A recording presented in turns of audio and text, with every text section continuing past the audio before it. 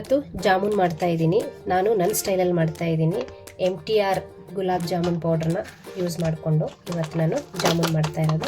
ಇದನ್ನು first clean ಮಾಡ್ಕೊಳ್ಳೋಣ. ಕಸ ಕಡ್ಡಿ ಏನಾದರೂ ಇದ್ದರೆ ಎಲ್ಲ ಕ್ಲೀನ್ ಆಗಿಬಿಡಲಿ ಅಲ್ವಾ. ಒಂದ್ಸಲ ಇದನ್ನ ಈ ಥರ ಕ್ಲೀನ್ ಮಾಡ್ಕೊಳ್ಳೋದು ಒಳ್ಳೆಯದಲ್ಲ, ಅದಕ್ಕೆ ಮಾಡ್ಕೊಂಡಿದ್ದೀನಿ. ಕ್ಲೀನಾಗಿದೆ. ಇದಕ್ಕೆ ನಾನು ಚಿಟಿಕೆಯಷ್ಟು ಉಪ್ಪು ಹಾಕ್ಕೊಳ್ತಾ ಇದ್ದೀನಿ.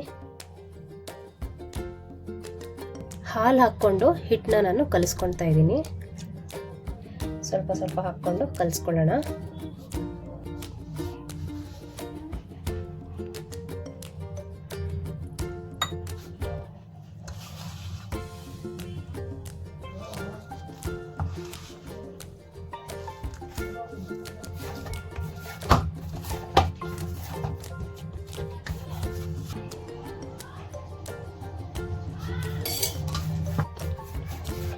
ಎಷ್ಟು ಚೆನ್ನಾಗಿ ನಾದ್ಕೊಳ್ತೀವೋ ಅಷ್ಟೇ ಚೆನ್ನಾಗಿ ಜಾಮೂನ್ ಬರುತ್ತೆ. ಅದಕ್ಕೆ ಈ ಥರ ಚೆನ್ನಾಗಿ ನಾದ್ಕೋಬೇಕು.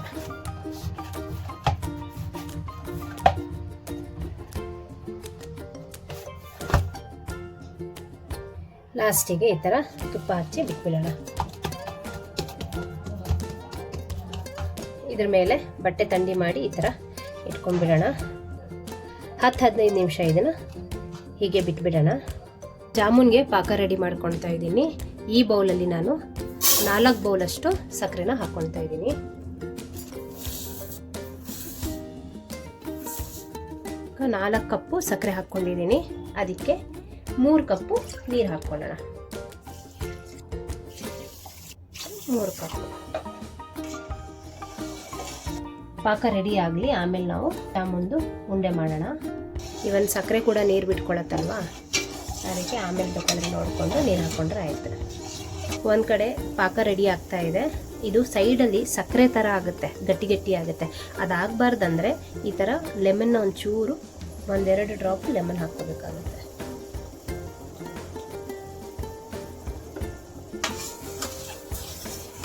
½ ಟೀ ಸ್ಪೂನ್ ಅಷ್ಟು ಏಲಕ್ಕಿ ಪುಡಿ ಹಾಕ್ಕೋತಾ ಇದ್ದೀನಿ. ಫ್ಲೇವರ್ಗೋಸ್ಕರ. ಅಂಟ್ಕೊಂಡ್ರೆ ಪಾಕ ರೆಡಿ ಅಂತ ಹೇಳಿ ಅರ್ಥ. ಈಗ ಗ್ಯಾಸ್ ಆಫ್ ಮಾಡ್ಕೊಳ್ಳೋಣ. 20 ಮಿನಿಟ್ಸ್ ಆಗಿದೆ. ಈಗ ಇದನ್ನ ಉಂಡೆ ಕಟ್ಕೊಳ್ಳೋಣ. ನೋಡಿ, ಸಾಫ್ಟ್ ಆಗಿದೆ. ಸ್ವಲ್ಪ ಕೈಗೆ ತುಪ್ಪ ಹಚ್ಕೊಂಡು ಈ ಥರ ಎಷ್ಟು ದೊಡ್ಡ ಬೇಕು ಎಷ್ಟು ಚಿಕ್ಕ ಬೇಕು ಆ ಥರ ನೋಡ್ಕೊಂಡು ಈ ಥರ ಉಂಡೆ ಕಟ್ಕೊಂಡ್ರೆ ಉಂಡೆ ರೆಡಿ ಆಗೋಗುತ್ತೆ.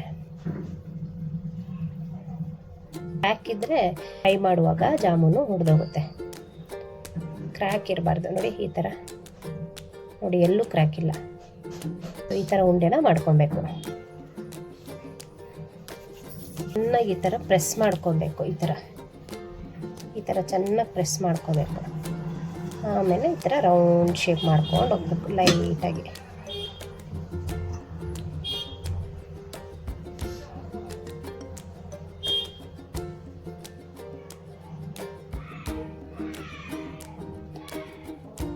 ನೋಡಿ ಈ ಥರ ಉಂಡೆ ಪಾಕ ರೆಡಿ ಆಯಿತು. ಈಗ ಜಾಮೂನ್ ಫ್ರೈ ಮಾಡ್ಕೊಳ್ಳೋಣ.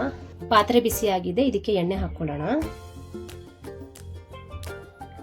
ಈ ಥರ ಉಂಡೆ ಮಾಡ್ಕೊಂಡಿದ್ದೀನಿ. ಎಣ್ಣೆ ಕೂಡ ಬಿಸಿ ಆಗಿದೆ. ಈಗ ಫ್ರೈ ಮಾಡ್ಕೊಳ್ಳೋಣ. ನಿಧಾನಕ್ಕೆ ಒಂದೊಂದೇ ಬಿಟ್ಕೊಂಡು ಹೋಗೋಣ.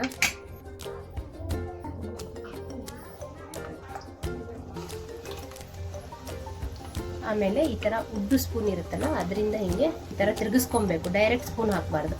ಸ್ಪೂನ್ ಹಾಕಿದ್ರೆ ಏನಾಗುತ್ತೆ ಅಂದರೆ ಹೊಡೆದೋಗ್ಬಿಡುತ್ತೆ. ನೋಡಿ, ಈ ಥರ ಉದ್ದು ಸ್ಪೂನ್ ಯೂಸ್ ಮಾಡೋದ್ರಿಂದ ಒಂದಕ್ಕೊಂದು ಅಂಟ್ಕೊಳ್ಳಲ್ಲ ಮತ್ತು ಚೆನ್ನಾಗಿ ಬಾಯ್ಲ್ ಆಗುತ್ತೆ. ಈ ಥರ ಫ್ರೈ ಮಾಡ್ಕೋಬೇಕಾಗತ್ತೆ. ಇನ್ನೂ 1-2 ಬ್ಯಾಚ್ ಇದೆ, ಅದನ್ನು ಹಾಕ್ಕೊಂಡ್ಬಿಡ್ತೀನಿ.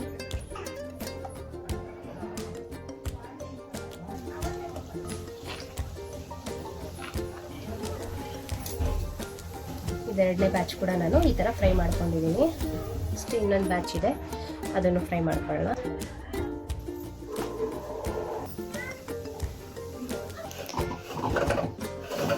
ನೋಡಿ, ಈ ಥರ ನಾನು ಗುಲಾಬ್ ಜಾಮೂನ್ ಮಾಡಿರೋದು. ನಾನು ಇವತ್ತು ತೋರಿಸ್ಕೊಟ್ಟಿರೋದು ನನ್ನ ಸ್ಟೈಲಲ್ಲಿ ಯಾವ ರೀತಿ ಮಾಡೋದು ಅಂತ ಈ ವಿಡಿಯೋನಾಗೆ ತೋರಿಸ್ಕೊಟ್ಟಿದ್ದೀನಿ. ಸೊ ಆದಷ್ಟು ಫ್ರೆಂಡ್ಸ್ ಆ್ಯಂಡ್ ಫ್ಯಾಮಿಲಿ ಶೇರ್ ಮಾಡಿ. ಇಷ್ಟ ಆದರೆ ಲೈಕು ಕಮೆಂಟ್ ಮಾಡೋದನ್ನ ಮಾತ್ರ ಮರಿಬೇಡಿ. Thanks for watching.